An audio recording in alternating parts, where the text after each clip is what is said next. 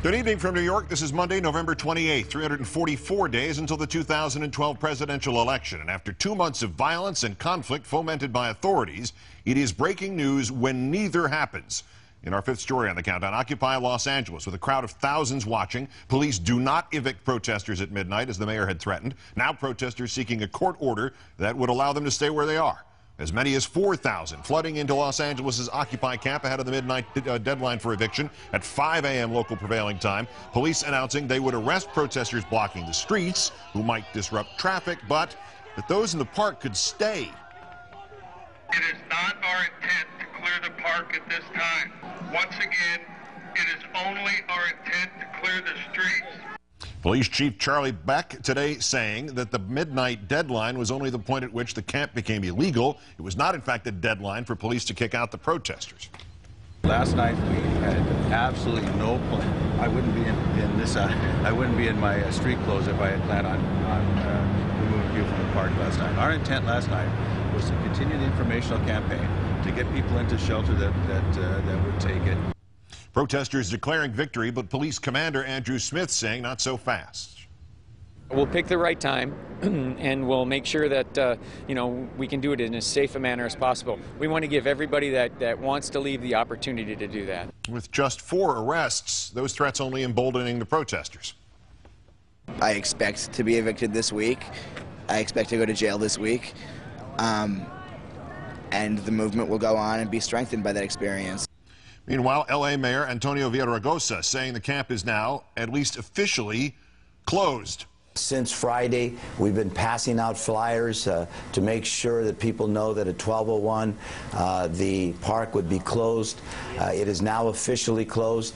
Late this afternoon, the legal team for the National Lawyers Guild filing a temporary restraining order to prevent authorities from removing protesters. Executive Director Jim Lafferty saying the City Council passed a resolution welcoming the occupation, applauding the occupation, inviting them to stay, and created a designed or designated area that is an exception to the prohibition on overnight camping. And only the City Council, by resolution, can rescind that.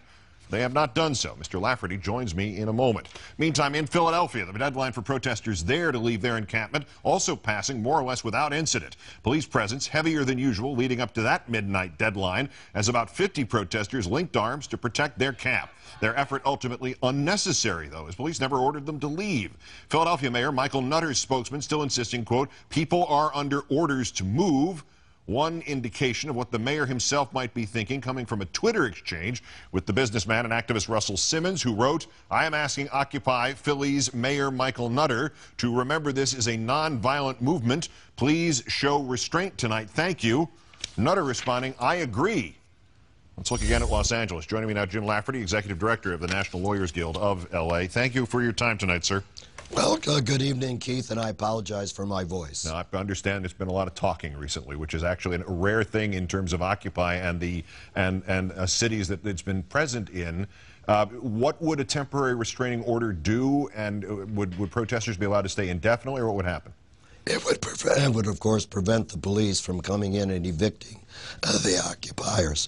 We made it very clear that, as you reported at the top of the show, the action of the City Council governs in this case. So if the temporary restraining order is granted, as we believe it should be, because of those reasons, they could not be evicted either temporarily or, if it becomes permanent, at any time in the future. Mr. Lafferty, why didn't Los Angeles follow the playbook as best you can understand it? I mean, we know that there was this conference call among the 17 or 18 mayors. Mayor Kwan of Oakland identified that. There were several reports that Mayor Villaraigosa was on at least one of a couple of conference calls to try to sort of map out a strategy that's been used in several different cities.